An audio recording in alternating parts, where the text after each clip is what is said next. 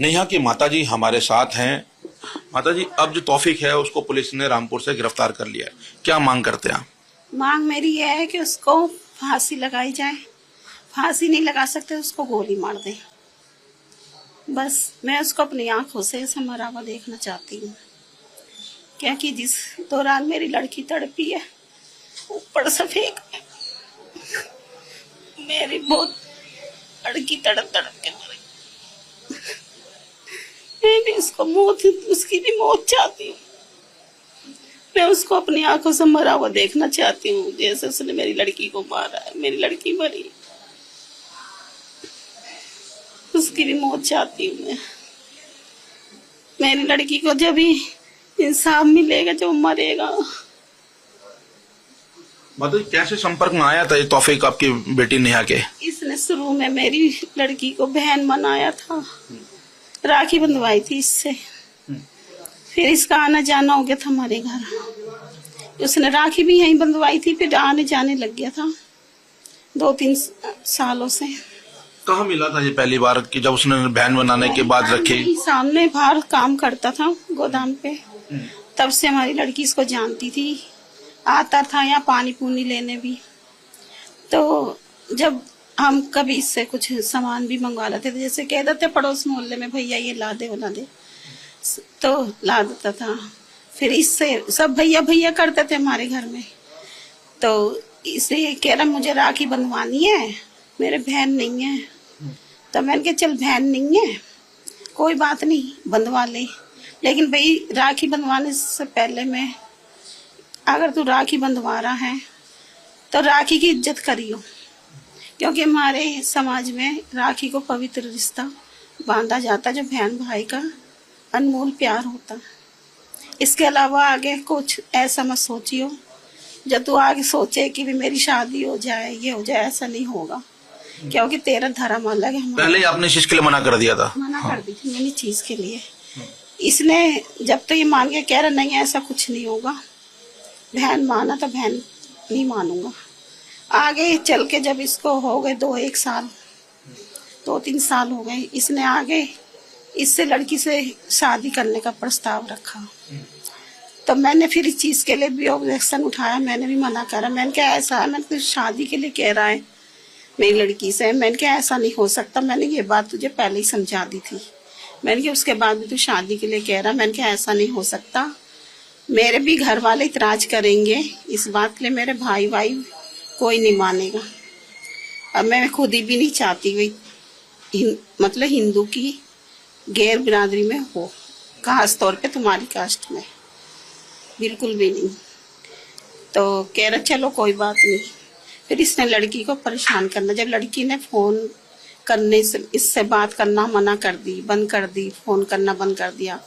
लड़की ऑफिस जाती थी, मेरी ऑफिस में भी फोन करता था कि मेरे से बात नहीं करती। वहाँ की मैडमों ने भी इसको डांटा है कि यहाँ फोन करने की जरूरत नहीं है, कि तू क्यों परेशान कर रहा है इसको। तब वो कह रही यहाँ फोन करने की जरूरत नहीं है। फिर मेरी लड़की ने मुझे बताया मम्मी फोन करता ऑफिस में, मैं इससे बात करना नहीं चाहती। मैंने इसको फिर धमकाया, मैंने कहा तू इसके ऑफिस में फोन क्यों कर रहा है, और क्या कह रहा था, मैं क्या बोलूंगा ऑफिस में, इसके ऑफिस में बोल दूंगा, काम छुड़वा दूंगा। मैंने कहा ऐसा है, कह रहा जो मुझे बोलना होगा मैं बोल दूंगा। तो मैंने कहा ऐसा है, अगर मेरी लड़की का बाल विवाह का हुआ ना, मैं तुझे छोड़ूंगा नहीं। कह रहा मैंने कहा जब वो तेरे से बात नहीं करना चाहती क्यों उसके पीछे पड़ रहा है। मैंने क्या क्यों कॉल करता है उससे, मैंने कहा मैं परेशान हो गई तेरे फोन सुन के, बहुत धमकी देता था वो बुरा करने की। हाँ, कह रहा मैं इसको छोड़ूंगा नहीं कहीं का। मैंने कभी इस तरीके से मैंने उसको नहीं देखा था कि वो इस तरीके से हादसा कर देगा।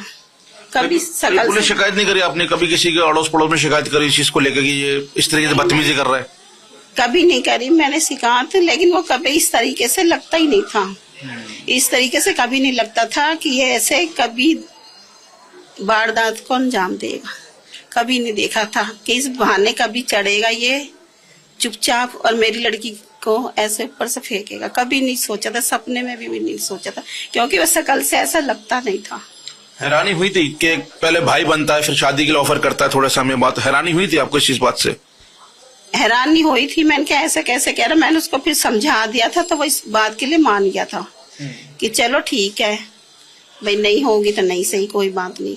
लेकिन फिर भी उसने लड़की को ऐसे बोलने बात करने के लिए, जैसा वो लड़की ऑफिस जाती है, आप भी जानते हो ऑफिस जाते तो 4 लोग मिलते हैं ऑफिस में, बात भी करनी पड़ती है, साफ अफसरों से भी बात करनी पड़ती। तो फोन पे वो बात करती थी तो वो कह रहा है किससे बात कर रही है, फोन कहाँ है उसका। मैंने क्या क्यों, उसके पास है फोन, किससे बात करी। मैंने कि इस बात का तू कौन होता है भाई, इस बात पे क्यों तू बोल रहा है कि किससे बात कर रही है। अगली ऑफिस जाती है, ऑफिस के फोन आते हैं, रिश्तेदारों के भी आते हैं, अटेंड करने पड़ते हैं। तो मैंने कि तू हमेशा शक करता रहता, हमेशा ही बोलता, क्या मतलब है तेरा। मैंने कि ऐसा है, फोन करने की जरूरत नहीं है यहाँ बिल्कुल भी, और लड़की को परेशान करने की जरूरत नहीं है। तो उसने फोन काट दिया, उसके बाद उसका कोई फोन नहीं आया बिल्कुल भी। अब लड़की के साथ जो बात होती थी मुझे बता देती थी, तो मैं उससे मैं फिर बोलती थी। अब जब मैंने उसको डांटा धमकाया तो उसका फोन फिर लड़के का नहीं आया कई दिनों तक। अब उसका जब फोन नहीं आया तब उसने सोमवार को पता नहीं कब में से ऊपर चढ़ गया, हमें इस बात का पता नहीं चला। वो पानी लेने ऊपर लड़की जाती थी, पानी भरने, मशीन रखी ऊपर कपड़े धोने के लिए, ऊपर कपड़े धोती थी। अब हमारा तो आपको पता सामने का मकान है, दूर से दिखता है। अब मोंटी पे चढ़ी होगी, उसने जब देखा होगा उसे लड़की को कि ऊपर है, मतलब लगातार नजर रख रहा था आपकी लड़की को। तो बाहर के लोग बता रहे कि 2 जने थे, एक वहाँ दुकान पे खड़ा था और एक आया है। तो हमें पता नहीं था, आपको पता फ्लैट में तो सबके अपने जीने के पास के गेट बंद रहते हैं। ये था गेट, इसकी कुंडी उठाई है उसने नीचे से ऊपर जब वो चढ़ा है। अब वो तो लड़की भी हमारी डर गई होगी उस टाइम कि ये बुरखे में अचानक कौन आ गया ऊपर। जब उसने देखा होगा तो वो भी घबराई है, चिल्लाई है। जब देखा हमने उन्हें ऊपर जाके, मम्मी पानी नहीं आ रहा। मैंने कहा अच्छा मैं देखती हूँ या थोड़ी देर में चलाती हूँ। फिर इसके पापा गए, शोर मचने लगे, इसके पापा गए हैं ऊपर, देखा है कि देखता हूँ पानी नहीं आ रहा। तो जब वो आधे जीने तक चढ़े थे तो शोर मच रहा था, तो ऊपर जाके देखा तो वो लड़की से हाथापाई कर रहा था।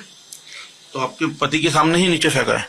हाँ, इनको धक्का मारा इसके पापा को। जब वो गए ना, उन्होंने देखा कि उसको मार रहा है, गला घोट रहा है, तो इसके पापा ने उसको पकड़ा है, तो उसने इसके पापा को धक्का दे दिया। कितने बजे के करीब वारदात थी? सुबह 8 सवा 8 बजे की बात है। तो इनको गिरा दिया और उसको उठा के पीछे फेंक दिया। ज्योति नगर की नेहा की जिस तरीके से हत्या की गई, उसके बाद पूरा इलाका सकते में है कि किस तरीके से भाई के रूप में आके वहशी दरिंदे ने नेहा के बेरहमी से हत्या कर दी। नेहा की बहन हमारे साथ है, यशिका। नेहा के जो कातिल था तौफीक, उसकी गिरफ्तारी हो चुकी है। कभी आपको लोगों को लगा कि तौफीक जो आपके घर आता है भाई बन के, राखी बंधवाता है, वो इस तरीके से हरकत कर सकता है? भी नहीं सर, 1% का चांस नहीं था कि वो ऐसा कुछ सोच भी रहा है या वो कर सकता है। हमें बिल्कुल भी यकीन नहीं हो रहा था कि वो ऐसा कुछ करेगा। लेकिन वो अपनी औकात उसने 1-2 महीने पहले ही हमें दिखा दी, और अब बहुत ज्यादा करके, मतलब उसने एक तरह से हमसे, जितना हमें उससे प्यार था, लगाव था, कि हमने उसे बिल्कुल फैमिली मेंबर की तरह ट्रीट किया था, अब हमें उससे ज्यादा उससे नफरत थी कि हमने उसे क्यों बुलाया। अगर हम नहीं बुलाते, उससे बात नहीं रखते, तभी मना कर देते, तो शायद आज मेरी बहन आज मेरे साथ। वो हत्या करके रामपुर चला गया था। कभी रामपुर का हमने जिक्र किया कि रामपुर में कुछ रिश्तेदार रहते हैं कोई जैसा? नहीं, उसके रिश्तेदार मुरादाबाद, वो टांडा में रहता है, वहीं उसकी फैमिली, बहनें मैंने सब की वहीं आसपास शादी हो रही है। रामपुर क्यों गया क्या, वो मुझे नहीं पता कि वो रामपुर रहता है, मतलब या गया है। और लेकिन अब यूं भी कह रहे हैं कि उसका चांस था आगे नेपाल जाने का भी, लेकिन नेपाल में भी नहीं पता मुझे कि कौन रहता है। असम में पता है कि उसका एक दोस्त रहता है असम में, लेकिन यहाँ कहीं का मुझे नहीं पता कि वो रामपुर क्यों गया या मतलब नेपाल क्यों जाना चाह रहा था। बट इतना पता है मुझे सिर्फ वो मुरादाबाद का रहने वाला है।